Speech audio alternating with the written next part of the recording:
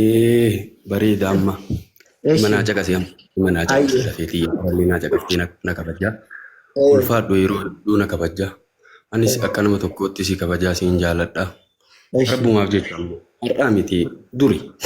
Ayye. Ani Ah. jaalala namaatiif jedhee waallee hin murteessu shari'aa rabbii sanillee hin dabsu takka jedhe. Na'am. Waa'ee geemiidha. Ati natti himteetii miti ka viidiyoo hojjedhe. Waliinillee haasawaa hin qabnu natti illee hin himne. Kanuma akkanaa miti. Akkan. Oluma ka'ee asliingi tapha qaba jennaan Oromoo hayyama godhamee tapha aslii kana ni ilaallaa jedhee achirra yoo ka hinjifattu taate Eh. quraana dhibbaa masgiidaa hin galchitaa siin jedhe. Viidiyoo san irratti akkasitti jira. Quraana dhibbaa dhumarratti yoo ka hinjifattu taate quraana dhibbaa hin galchitaa du'aayii goonaa jenne. Eshi. Viidiyoo sanillee argiteetiin hin jirtaa. Irraalle wallahi rabbi gurra kiyyaa qabu bakka san bakka quraanaa san hin agarre. Ati bakka biraa laaltaa godhi amma na caqasi kaas na caqasi. Na caqasi. Ayye. Barna makaratu qaa'idaan isaa shayxaana bakka dubbiin keessaas ilaallatu qofa sheersitti godhanii bakka kayrii sheer namatti hin godhani. Hayyee. Ila osoo ati nan gaafatiin dura ani gammachuma kee wallaahi wabillaahi taphallee hin beeku wanta geemii takkaallee taphadhee hin beeku akkatti taphatanii hin beeku. Guyyaa tokko amaariffaan taphattanii dhiisaa kan tola wayii isinitti ergite taphattanii. Qooyaa laalaa hin taphanne wallaahi. Wallaahi jedheen kakadha. Hin beekullee. Yoo keessattu jira gaafa wayii qoya. Sheekaa roobee guyyaa tokko geemiin taphanne tola takka Na caqasi. Dubbii maragaa daliila fidachuuf. Warri koomentii Anatu si hima. amaarinyaa takka. Laa anatu si hima anarraa fuudhi kaa. Anaami ani hin beekaa. Anaa taa'aa jiru liivii barsiisaa jiru. Taf jettee irratti ol seente. Inni caawwatanaan jechuudha. Irrifadha. Maalii jedhee irrifadhe ofirraa gabbuuse. Eshi. Waan kanayyuu hin beeku iyyoon. Akkuma itti taphatanillee hin beeku. Maal irratti akka taphatanillee hin beeku waan. Eshi. Takkaallee taphadhee hin beeku. Na'am. Ati dheengadda tapha qabda jennaan viidiyoon kee hedduu namni dalagee jennaan. Abboo guyyaa irraaf naa galgala tapha asliitu jira jedhanii irra hirmaanna Oromoo dhiifama nu godha. Isinillee irra hirmaadhaa. Eshi. Yoo ashannafe asliin quraana dhibbaa masgiidaaf haa galchuu du'aa yaa godhanii fi jedhe viidiyoo san irratti akkasii jira. Eshi. Quraana dhibbaa masgiidaan. Eeganaa hin ashannaftee keessaan sii barreessee ilaaltee waalaikum salaam warahmatullahi wabarakatuh naan jettee deebiftee viidiyoo liivii wayii irratti sitti seenee bakka gammadde siin jedhee si dubbiseet waan sanillee argitee waan karaa keessaatiin si barreessennaan hin laalaa naan jette. Hayyee jedhe. Dhukkubaa ture garuu akka dhugaa yoo dubbanne kalee ba'a. Hayyee jedhe kanuma naa caqase hayyee jedhe. Hayyee naan jette hin laalaa naan jette. Eshi. Eeganaa borumtaadha. Galgala sa'a afuritti anaa galeetiin hin jedhu maamma bayaan mana ofii banateetti waa haasaya. Achirratti seene laalaa caqasika irratti seene waa'ee geemii na gaafate takkitti maan waa'ee gorsee dhumarra waa'ee geemii na gaafate. Halaala moo haraama taanaan jedhe. Eshi. Awwalan tapha jechuun waa mara qabata jedheen. Tapha keessaa kam na gaafattaa naan jedhe. Akira deemee galuu fi diddeen kan asliin kunoo ka geemii aslii kunoo jennaan ani hin beeku aslii fa'aa gaafadha akkatti isaan itti taphatan maal irratti akka taphatan hin beeku. Umaarii jechuun majitamaa fi hilgurmu walgurmu waa lama keessa walitti qabame faayidaa fi kisaaraa gamanaallee qabsiisa kun faayidaadhaan gala kun kisaaraadhaan gala. Umaarii gaafa taate haraamaa jedheen. Ishii kunummaan geemii noomaan naan jedhe. Silaan geemii kana taphadhallee hin beeku aslii isaan beeku hundee isaa beeku malee waan tokko daliila beeku malee hin dubbadhu jedheen. Akkana. Haraama jedhi abboo naan jedhe. Sila akkamitti haraama jedhe waan hin beekne. Halaalallee hin jedhu haraamallee hin jedhu didee haga wal karakkaru wal karakkarreetti dhumarra waa jedheeni achii bahe. Wallomtan. Laa namaan Warra wallomtani viidiyoo keessa namni na argeera. Ani sheek maali jedhee achumarra dhumarra baheen. Ammas sa'aatii lama waliin turre. Mana sheekri yaad haasawa wayii qabatanii yennaan itti seene. Achumarra waa'ee taphaa kana beekuudha barbaada. Mee tapha kana isin maal jettanii jennaan martuu sheekonni dhufanii irraa haasayan. Eshi. An daliila itti fideetiniin wanni kun aslii geemii kanaa beeytanii aslii manamni naa himu jiraa jennaan Sheek Riyaad dubbiin asitti na rakkiftee naan jedhan. Dubbii asitti irraa dhaabadhe naan jedhan bakka tanatti ani hin beeku aslii. Wooma aslii naan jennaan bakka tana ga'a jedhee ani bakka tana qat gootee nu qabdee naan jedhan. Akkamitti asli xiyya wallaaltamee gurraacha inni Oromooti akkamina wallaaltan gosaan heexosa maa wallaalta? Aslii miti bar xabni asliin isaa hundeen isaa xabni kun geemiin kun hundeen maalirraa ka'ee jedhee gaafadhe. Eshi. Hundee xaba kanaa geemii kanaa akka itti taphatan awwala natti himanii aslii hoo beeytanii wallaahi wabillaa watallaa jedhee kakadhe ani hin beeku. Asliin ka Oromooti hin jettanii ni reebilee laa akkamitti taphatanii jennaan akkaataa itti taphatan akkaataa itti seenan natti himanii hundee waan kun irraa dhufe wanni waan kun dalagameef maali aslii wanni kun dalagameef maali natti himaa jennaan bakka kanatti qat gootanii nu qabdanii hin danda'uu jedhan Sheek Riyaad bakka kana qat gootanii nu qabdan jedhe maarree yeroo itti nu godha guyyaa itti nu godha iftaanuma itti nu godha inni mana wayiitti godhanne. Eshi. Iftaanuma borummaa ani mana banee liivii osoo waa barsiisaa jiru Rahmaan natti ol seente. Rahmaa Ukumee.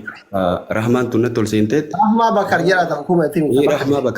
Rahmaa Bakar natti ol seenteet. Nama addaan hin beeytanii badulloomtanii eshi. Eewwaa. Aslii tapha kanaa beeytaa hundee waan irraa ka'u beeytaa jennaan Ingiliffaan waa dubbiste. Sheeyni wayii biyya faranjiiti akkanatti namni gaafatee taphuma kanarraa fatwaa akkanatti godhanii caqasinaan jettee Ingiliffaan dubbattee Oromiffaan hiite. Sheeytichi hundee hin himne aslii bakka bu'uurri geemii irraa jalqabu hin himne waan inni booddee sanii ta'uu himee waan kana duniyaa kanaaf akkana kanaaf akkatti haraamaa jedhee sheeyni kun waan isin jettan hin beeku naan jette Rahma Bakar. Dubartiin jilba qabdu akka aadaa artii ijoollee jennaan. Dubbiin dubartii jilba qabu. Aslii laa ani ka dubartiiti miti waan isiin naan jette bichaa himaa jiraan haqiiqaa irraan hin socho'u dubbii dhugaa irraa. Rahmaan Bakar eegana aslii xaba waan kanaa hundee beektaa jedhee. Rahmaan tuddeenumata kanaadhaa jirtu tabaalee tanaa. Hundee beektaa jedhee gaafate. Jilba qabu dubbiin dubartii akka aadaa sikkoof mandootitti. Hundee beektaa jedhee gaafadhe xaba kana. Xabni kun waan chaayinaan ammootiin karaa goote aslii Oromoo fi maaliin haa taphatanii fi miti jarri geemii namni bashannanaaf haa taphatuuf godhanii garuu ammoo leenca bitanii wayita makiinaa bitan san parsantii 70 jaratu murataa parsantii 30 nama san bira gayaa parsantii 70 jaran murataa naan jette hayyee dhaabii amma dubbiin naa iftee jaalattanii jibbitanii qaran beeku hundee waan kana amma eeganatti himte irra dhaabadhee isinitti maa caqasii jedheen hayyee maal jettamee daliilaanii naan jennaan hundee waan kanaa parsantii 70 eega Yahudaan ka fudhattu taate Yahudaan aksarri dalagaa jaraa haraama ittiin dalaydi duniyaa ta'e bakka ammoo seenteen beeytu ammas ammoo meeshaa garaagaraa islaama irratti hin qarqaaramtee islaama lafaa balleessaa jirti duniyaa ta'e ammoo Yahudaan qarqaarsisaa jirta ammas ammoo tuniin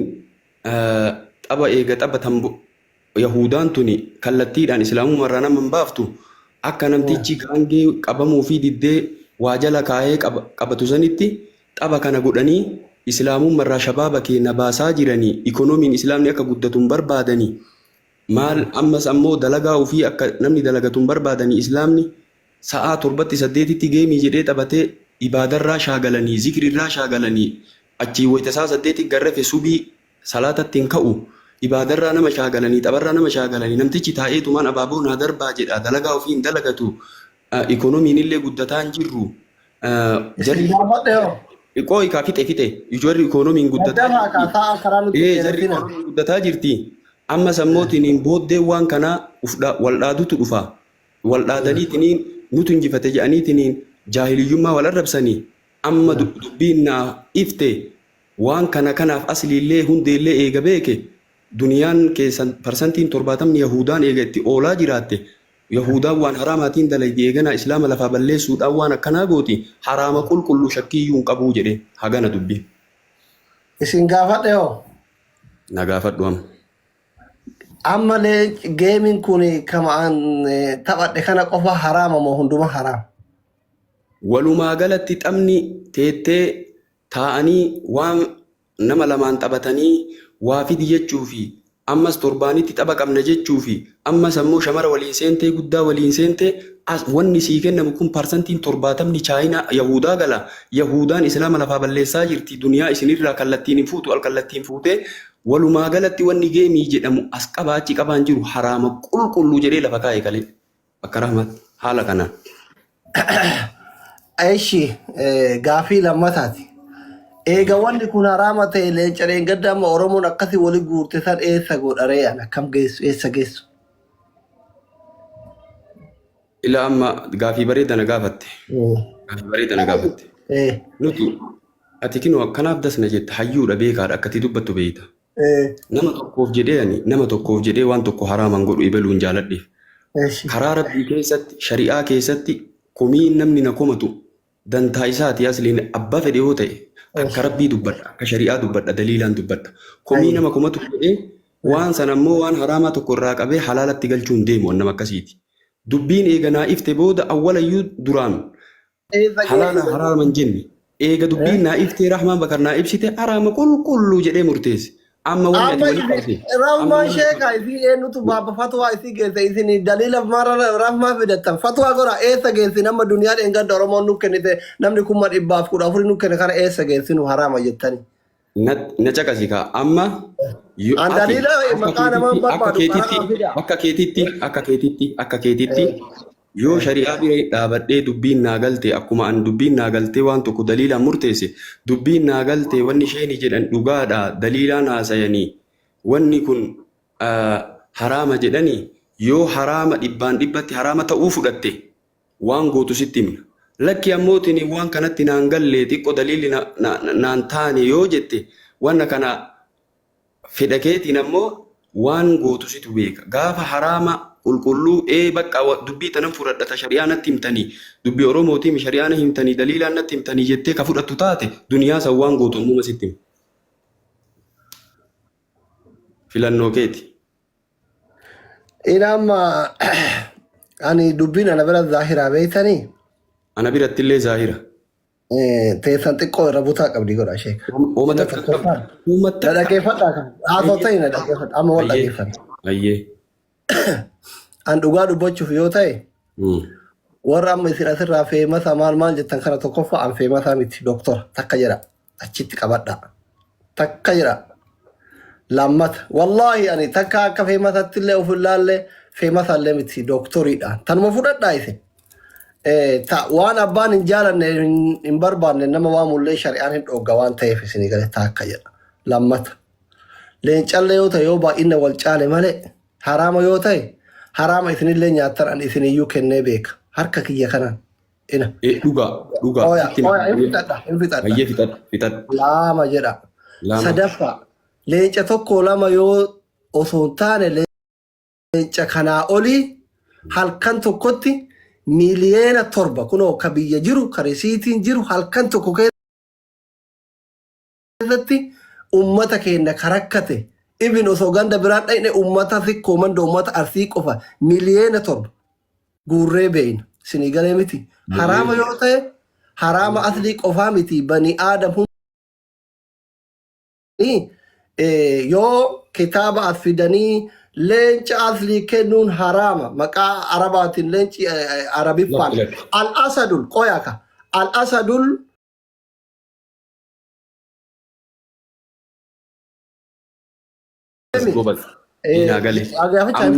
kasanirra hafeen ani wallahi hin beeytan jalqaba gaaf holbaran nurra nama baay'ee isin jaalatu baay'ee isin kabaju eenyuma olitti nama ilmi rabbii qomaa qabu ittiin bu'u yoo humna kiyyaa ol dubbiin taate malee nama biraa osoo taate qaata walitti buuna kanaafi sheeka roobe wallahi anna argaafillee miti maalifillee miti isinillee yoo isin isin kabaja isin jaaladhe kabajamaa fi jaalalumatu naa dabalama guddaa ofii beekaa ofii kabajuun egerama ofii tolfachuudha.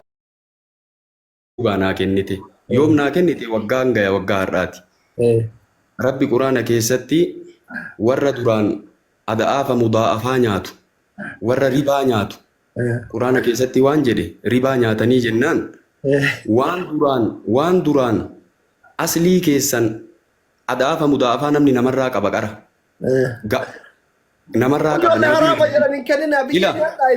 duniyaan nama bira jirti duniyaan nama bira jirti caqasa duniyaan nama bira jirti duniyaa teessan ta ada'aafa mudaa'afaa duraan nyaattan ta nama bira jirtu san aslii teessan bichaa fudhadhaa ta dachaa qara jala fudhattan dhiisaa rabbi jedhe ka duraanii ka nyaatan san ka duraanii ila ka duraanii ka nyaatan san ka duraanii ka nyaatan eega haraaman beekin rakkoon qabu gaafa haraamni si naa gale ana ammarraa ani nama fudhatuumi akkasitti an akka kiyyatti naa gale waan ta'eef eega naa gale waan itti ce'eetiin haraamatti ce'uun qabu waan ammootiin baada haraamaan beekin ma'azuura uzriin ni ilaalama ma'azuura rakkoodhaan qabu rabbuma quraana keessatti ada'aafa mudaa'afaa warri duraan nyaattan akkasiin naggaaddan hirtii keessan ka achii fudhachuu dandan akkuma duraanitti ka nyaattan dhiisa aslii duniyaa teessanii fudhadhaa rabbi jedhe akkana yoo goone hoo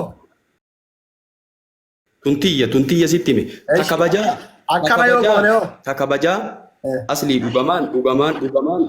dhugamaan hundumaan si jaaladhaan har'aa miti gaafa FB fireendii 300 qabu nama kana beeytanii jee nama gaafannee innaa baraa keessaan barreessanii fi naan jee namni wayii akkamitti barreessan aslii jedhaa sarchi godhanaan jedhe maaliif beekaan gaafa mobaala boora qabu nookiyaa boora qabaa yoon wayitiisanii akka likooftorii marzii afuutuu tana biqilaa isii tana qaba eeganaa safandii kana gurguddaa namni nakkinee jennaan seenaa sahabaa wayitan qaraasisu jaalatee jennaan nakkinnan akkanumas ilaalee FB irratti abboo nama kana dubbisiisaa jedhe akka wayitasanii ani takkaallee birriifsi namatti hin dhiyaadhu yoo nama jaaladhe jedha maaliif Rasulillee nama jaalattan jaaladhe jedha itti maa jedha kaajibaa keen qabu qeeqaaf waasiin hin jedhu